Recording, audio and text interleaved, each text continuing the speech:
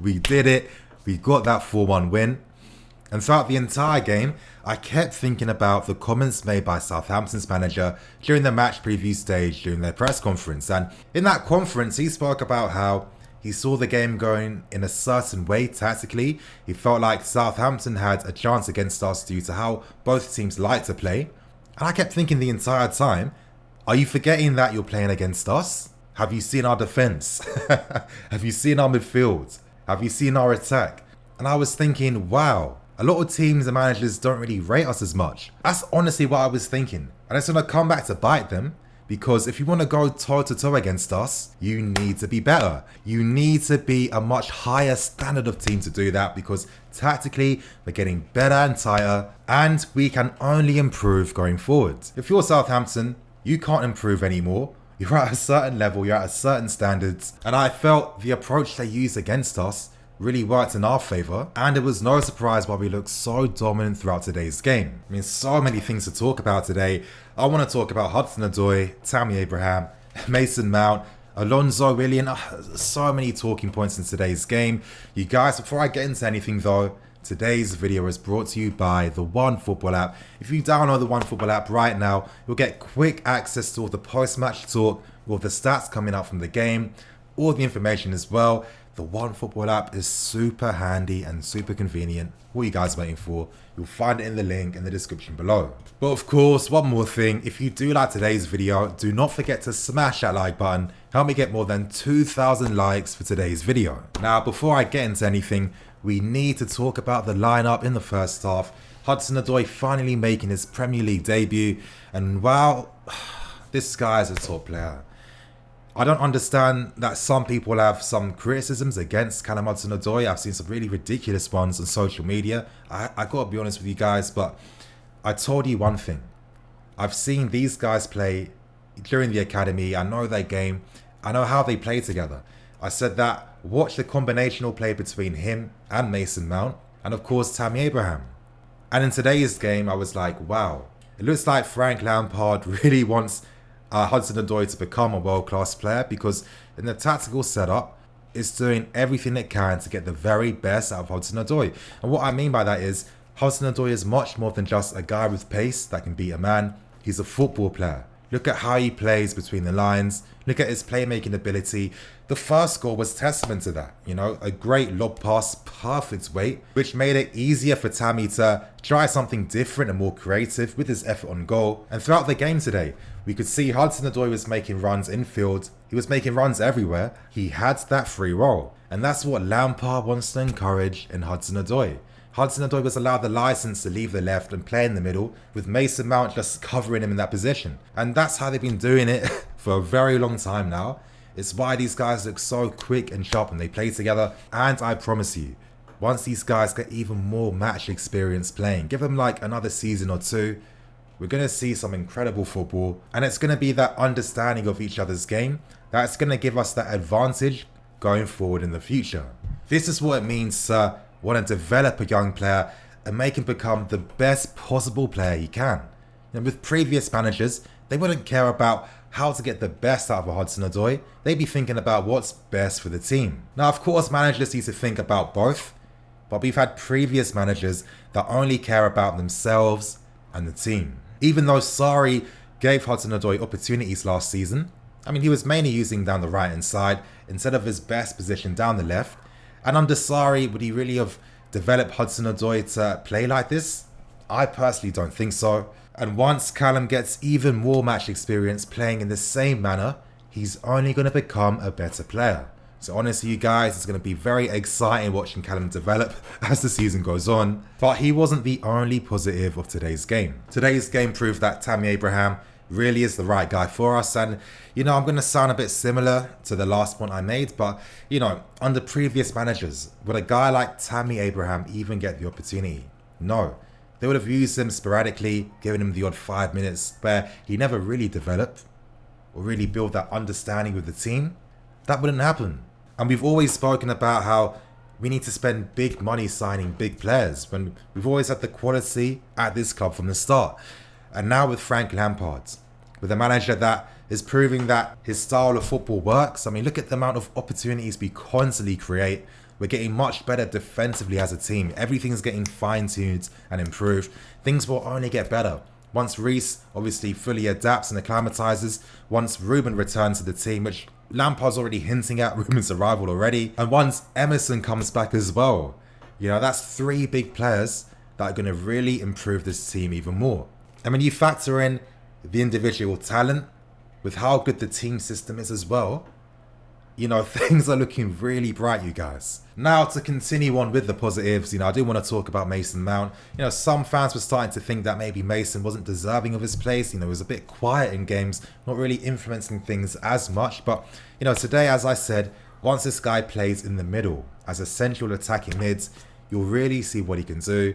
And in today's game, this guy was like clockwork. I personally feel like we should be comparing him to a young De Bruyne because stylistically, I see a lot of similarities in their game. Honestly, I see a ton. Tons of great work rate, great pass selection as well, creative, very good at taking their goals on top of that. And I think that with Mason, you know, with the energy, with his pressing, this guy is going to become a top player. The way he took his goal, you guys, the way Mason took that goal, you could tell he was thinking, damn, I've been missing a few easy chances in the past few games. I'm going to make sure I slow the game down and concentrate and pick where I'm going to aim my shot. He did that, took his goal very well, and it's like he deserved it because the guy is constantly getting in good areas to take shots on goal. And with Mason Mount, what I love about him is that he helps the team so much. I mean, most times we're getting the first goal or getting a decisive goal during the game. It's from Mason Mount's involvement, and this is why Lampard fully trusts him right now. This is why Lampard's even surprised himself how good Mason Mount's been for the team. And this is why he's going to continue to keep playing first team football. I want to bring it back down into reality for a bit. You know, the only negative in today's game was the way we conceded that goal against Southampton. I mean, I get it. We're a young team. I mean, think about it. 2-0 up quite early on. You're feeling confident. You're feeling good. You're bound to get a bit complacent. Unfortunately, half the team got complacent in that area. Redmond will never ever get past our players that easy ever again. But that's what happens when you're not mentally in tune with the game, when your concentration levels do go down, because the Premier League is still a very high standard of football. And if you make silly mistakes, you definitely are going to get punished for them. I know that people are going to blame Kurt Zouma, but I think, you know, how we assess failure maybe needs to be viewed a bit differently, you know? It's collective. Football's a team game. You know, people take collective responsibility. Too often we focus on the last guy to deal with something. And, you know, to be fair to Zouma, he tried his hardest. You know, again, he's forced to have to do some crazy thing to save the situation when about 4 players in front of him should have easily have dealt with the situation in the first place. Now, does that mean that Zuma's bad or our defense is bad? No, it's a team collective effort. You defend as a team and you concede as a team as well. On top of that, you know, I thought our defense were good. You know, Marcos Alonso, he's impressed me. And I told you guys, you know, I don't hate players for personal reasons. I can't do that. You know, I'm not that type of guy. That's not me. But I can hate their performances. So if a player performs well, you know, I've got no ego. I've got no bias. I have to say they're good.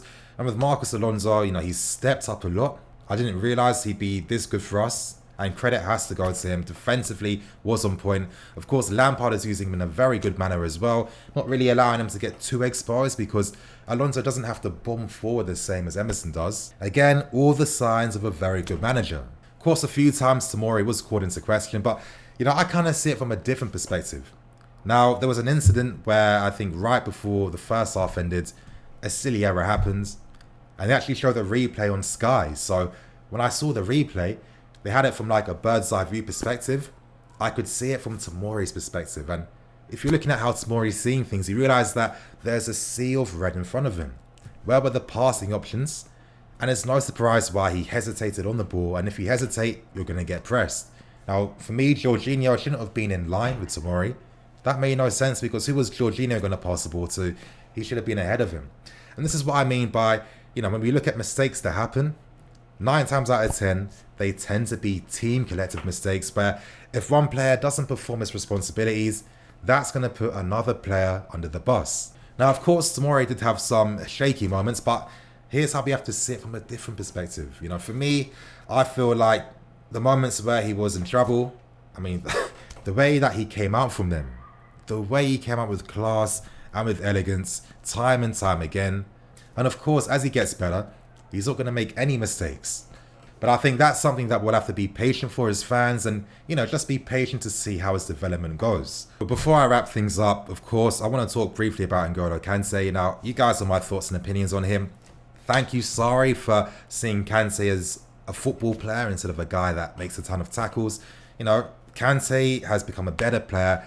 He's more willing to take attacking responsibility. And that goal he got, yeah, it's lucky, but you make your own luck at this level. A few seasons ago, Kante never attempts that.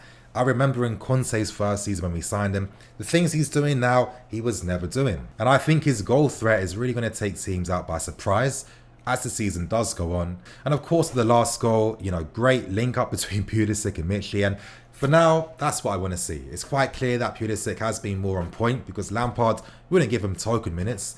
And as I've been saying, as fans, we have to be patient. It's only the month of October.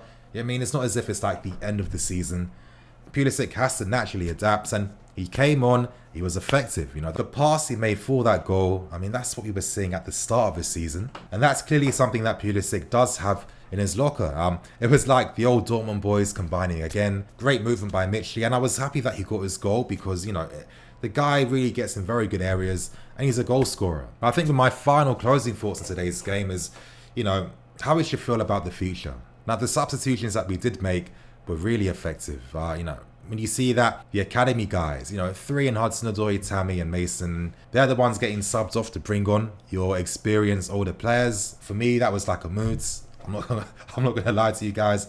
That was a move for me. And that's because we never thought this was gonna happen. I personally feel like a lot of luck has been involved in making this reality happen right now, which is a bit of a sad thing knowing that if circumstances were different, we wouldn't be seeing what we're seeing right now. And it goes to show why this direction was always the correct one to take, because we had a lot of top quality players with high potential that we've produced for nothing. And if you think about it for a second, don't you think it's a bit inefficient to spend all this money on top coaches, to spend all this money on one of the best academy setups in the world, to then produce players that have been going through an expensive training regime, to then let them go to Scunthorpe? Come on. How does that make any sense? And how are you really getting a return on your investment? You're not. So it makes just business sense why what we're doing now is the best direction. And Lampard's going to be a happy guy. He's close to having a full strength team. It means that he has a lot of different tactical possibilities now due to the players in the squads. And honestly, as this season goes on, it's going to get even better. Once the key guys return, once Ruben returns to this midfield, I honestly think that, when he starts to play for us, there's going to be talks in this league about, is Ruben one of the best midfield players in the country? Because as an individual, he really is that good. When these guys come back, it's going to be a shutdown. But you guys, on that note, I'm going to keep things moving and wrap things up. Thank you for watching. Please like, comment and subscribe. I'm the EFC. This is Blue Lions TV. See you guys later.